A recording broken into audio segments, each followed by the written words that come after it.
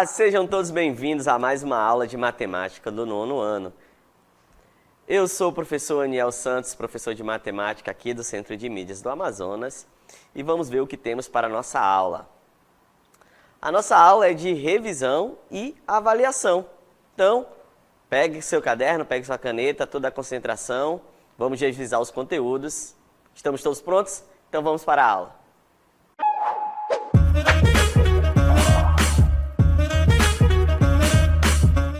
Muito bem, então chegou o momento da nossa revisão antes da avaliação, beleza? Então, vamos revisar alguns conceitos importantes que irá ajudar você na avaliação. Então, acompanhe comigo na tela. Reta numérica, né? Nós falamos sobre a reta numérica, principalmente quando estávamos falando sobre o conjunto dos números reais.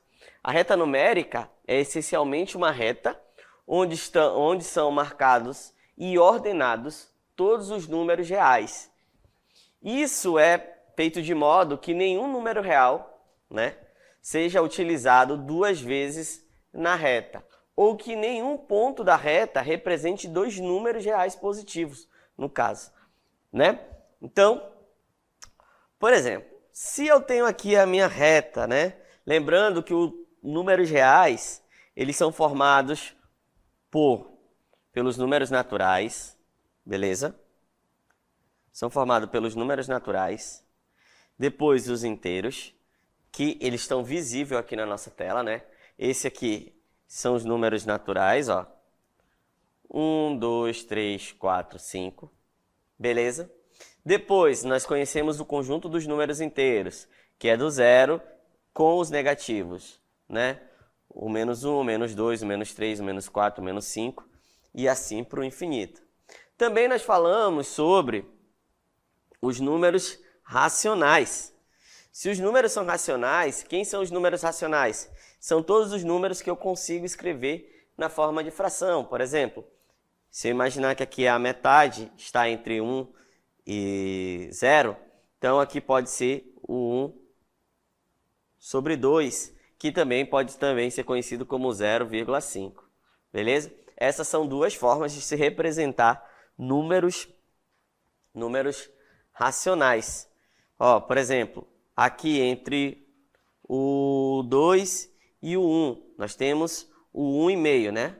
1,5, que pode ser representado como sendo 3 sobre 2. Beleza? E da forma que funciona para os positivos, irá funcionar nos negativos. E, por fim, nós também falamos sobre os números irracionais, que são aqueles números que eu não consigo, né, escrever na forma de fração.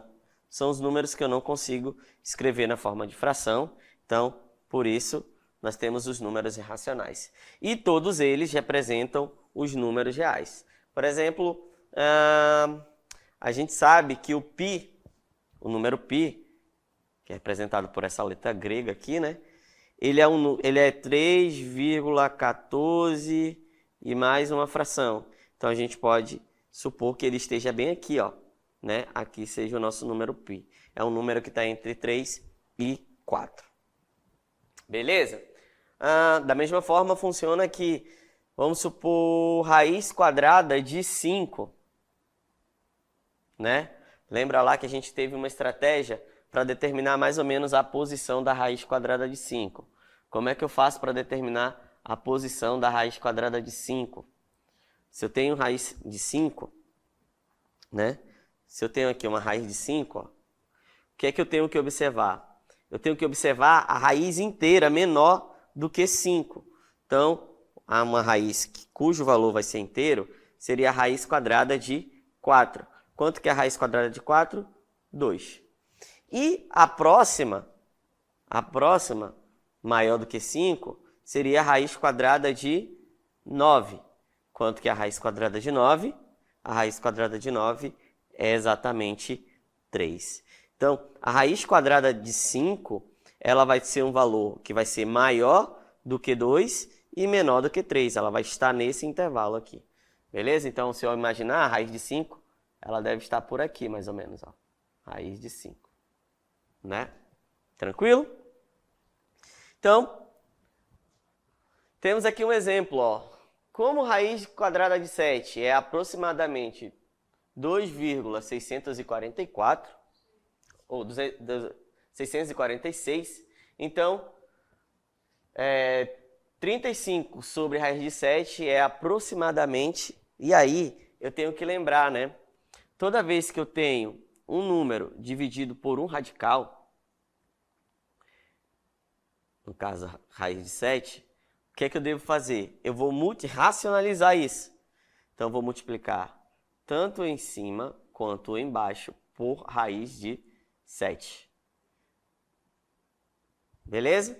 Então, 5 vezes raiz de 7 vai dar 35 vezes raiz de 7 dividido por raiz de 7 vezes raiz de 7 é raiz quadrada de 49, que dá 7. Então, aí eu tenho 35 vezes raiz quadrada de 7. Eu posso fazer essa divisão aqui, ó. 35 dividido por 7, o resultado é 5.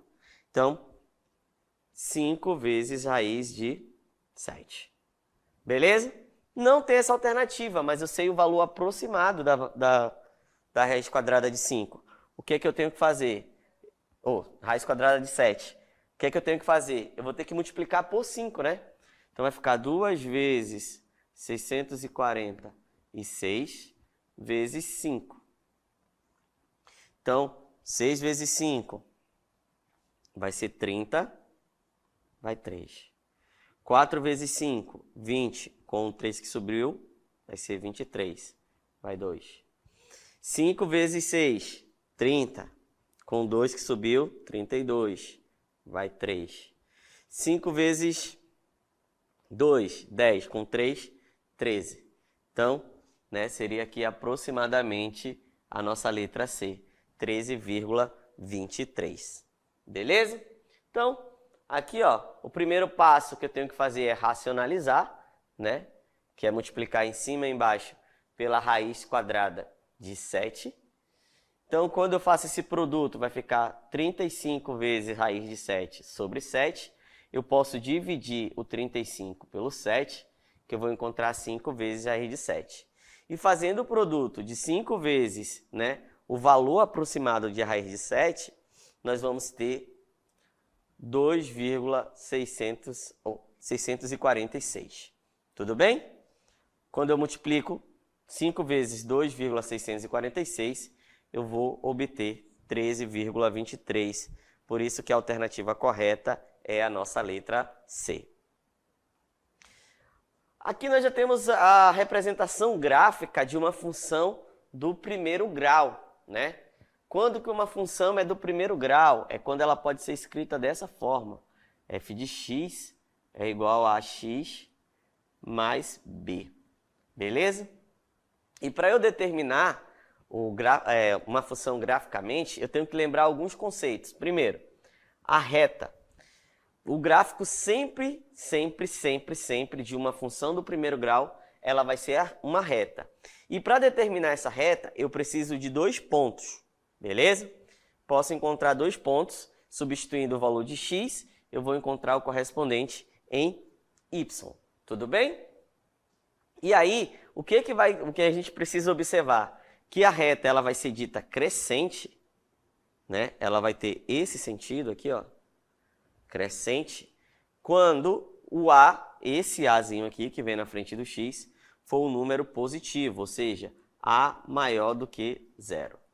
E ela vai ser dita decrescente, nesse sentido, quando a for negativo, ou seja, um valor menor do que 0. Então, ó, se eu observar aqui esse nosso esboço gráfico, né, nós temos aqui uma função quadrática, né, que determina a função quadrática não, uma função do primeiro grau, que determina essa imagem aqui, que é essa reta, né? O gráfico de uma função do primeiro grau sempre vai ser uma reta. E aí a gente trabalhou os coeficientes, né? Nós temos aqui, ó, o coeficiente A é conhecido como coeficiente angular e o B nós temos que é o coeficiente linear. O gráfico sempre, se a função é do primeiro grau, será uma reta, tudo bem? O gráfico sempre será uma reta, e aí esse A aqui, ele vai determinar se a reta é crescente ou decrescente. A, novamente, se o A é maior do que zero, ou seja, positivo, a reta é crescente. Se o A é menor do que zero, seja negativo, né? A reta é decrescente. Uma coisa que é muito importante a gente observar, ó, toda vez que eu tenho um gráfico de uma função do primeiro grau, ou função afim, eu tenho que observar que o ponto onde vai cortar o ponto, esse eixo y aqui, ó, lembrando do plano cartesiano, eixo das abscissas representado pelo x e o eixo das ordenadas representado pelo y. O ponto onde corta o eixo y, ele vai ser o nosso B, tá bom? Então, o que eu sei, eu posso afirmar pelo ponto B? Sempre quando o x for zero, o meu y vai ser igual ao valor B. Tudo bem? Então, se esse B fosse, se a gente tivesse essa função aqui, ó, f de x igual a 2x mais 3. Então, só de observar o gráfico, eu já vou saber que ela vai ter que cortar no ponto do y igual a 3. Se fosse negativo, ia cortar no menos 3. Tudo bem? E aí também nós falamos sobre o gráfico, a função do segundo grau, também conhecido como função quadrática. Uma função de RR, né, que sai dos números reais e chega nos números reais, é chamada de função do segundo grau ou função quadrática, né? Também pode ser conhecido como função quadrática.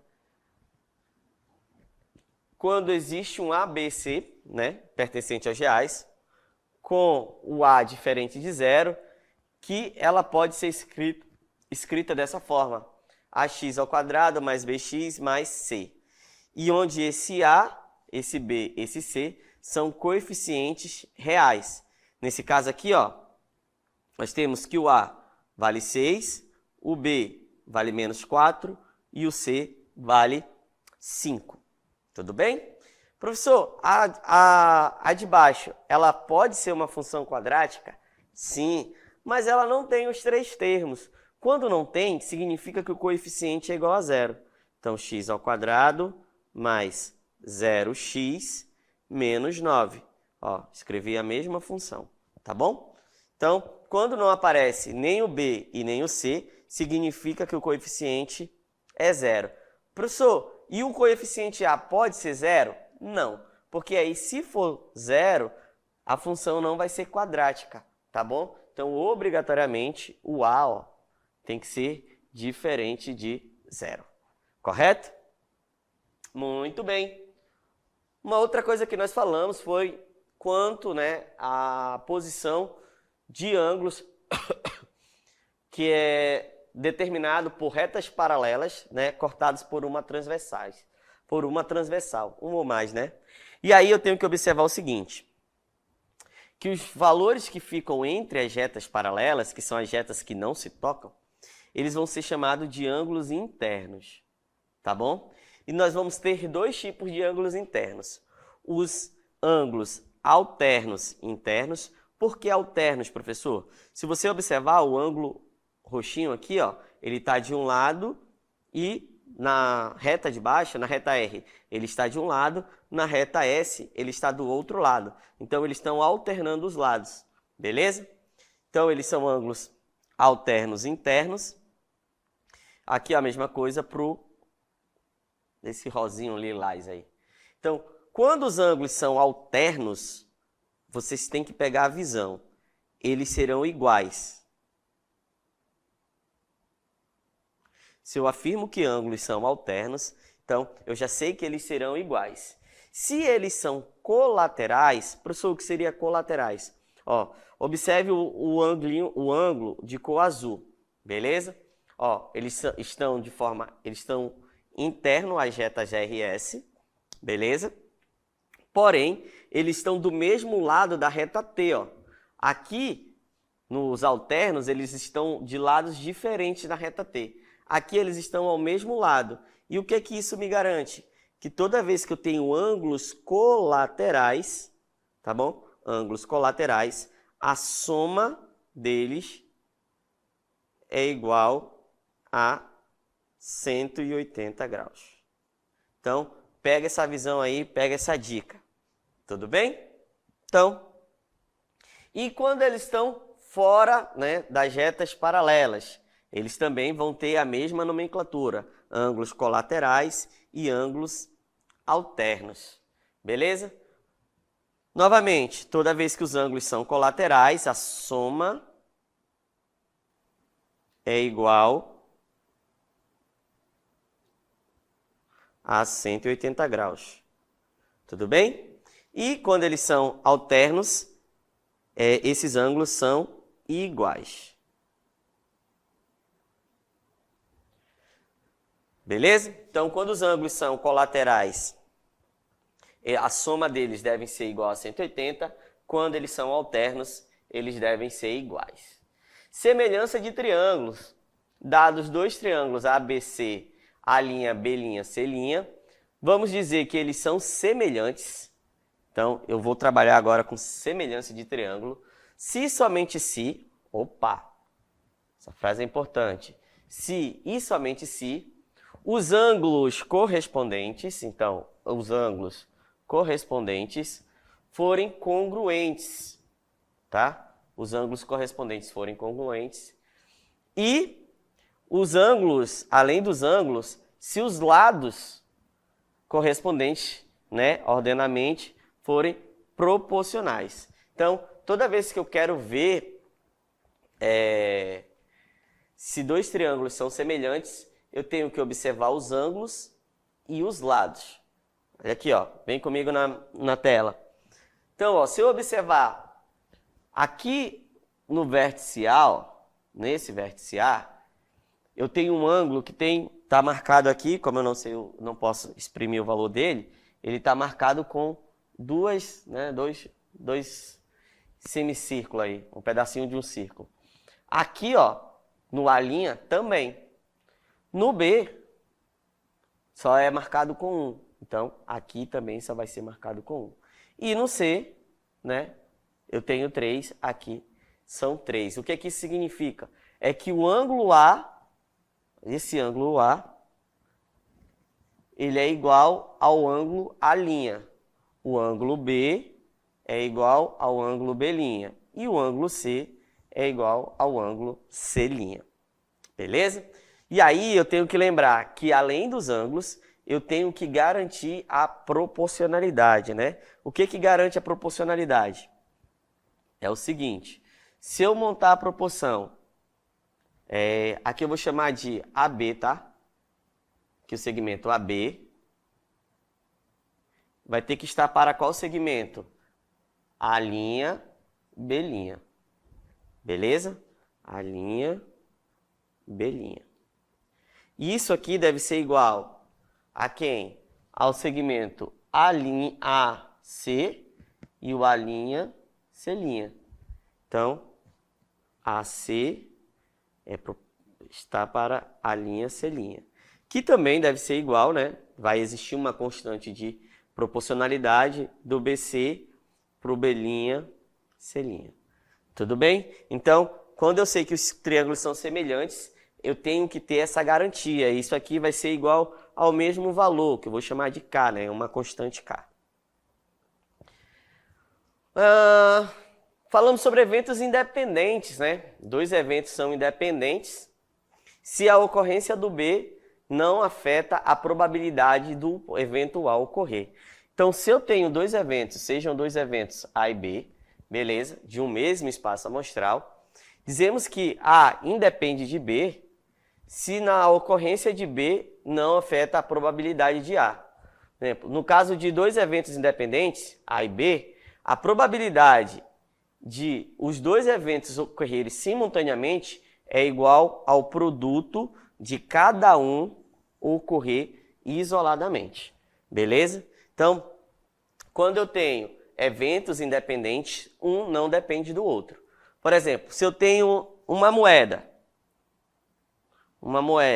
o lançamento de uma moeda.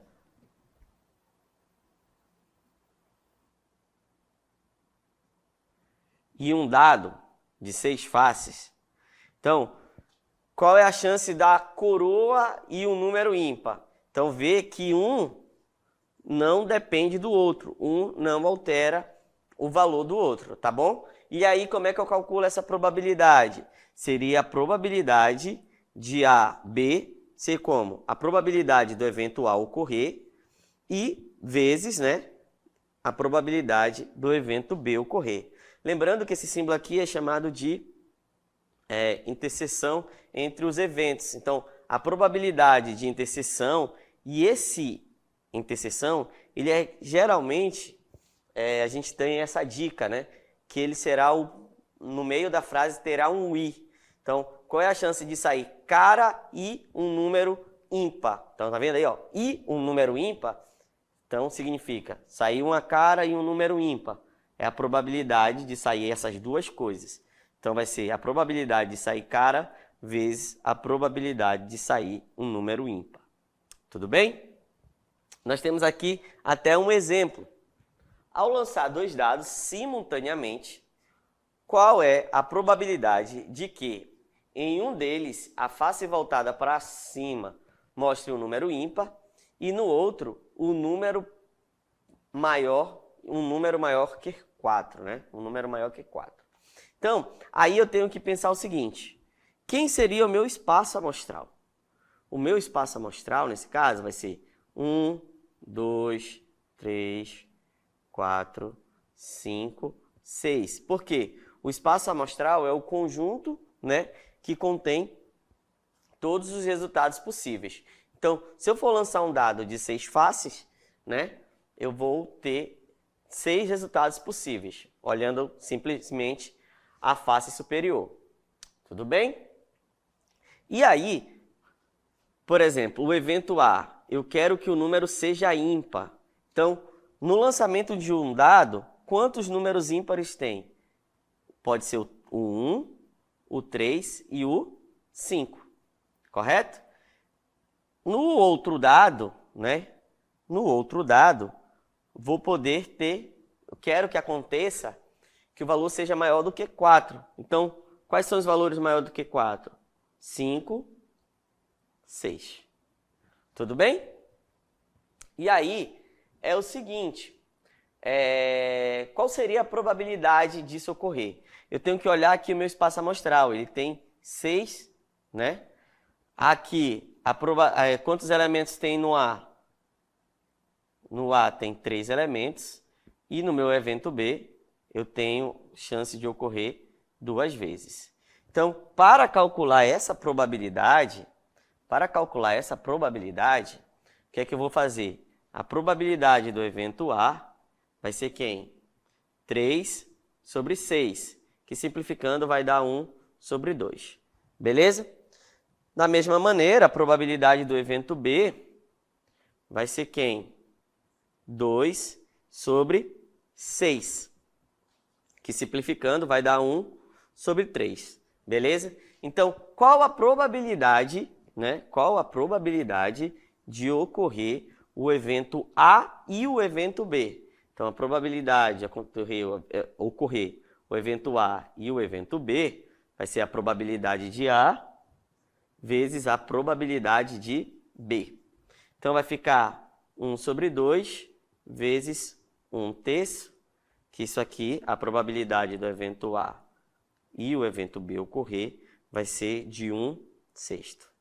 Tudo bem? Então, toda vez que eu tenho eventos independentes, eu posso calcular as suas probabilidades de forma separada e multiplicá-los, né? Então, como os eventos são independentes, temos que analisar individualmente cada evento, né? Então, a chance de sair um número ímpar é 3 em 6, resultados possíveis, e a chance de sair um número par maior, sair um número maior que 4 é 2 em 6, né? Então, porque eu tenho lá só o 5 e o 6 como possíveis resultados. E aí eu faço o produto e o resultado vai ser 1/6. Beleza? Então, essa foi a nossa revisão e até o nosso próximo encontro.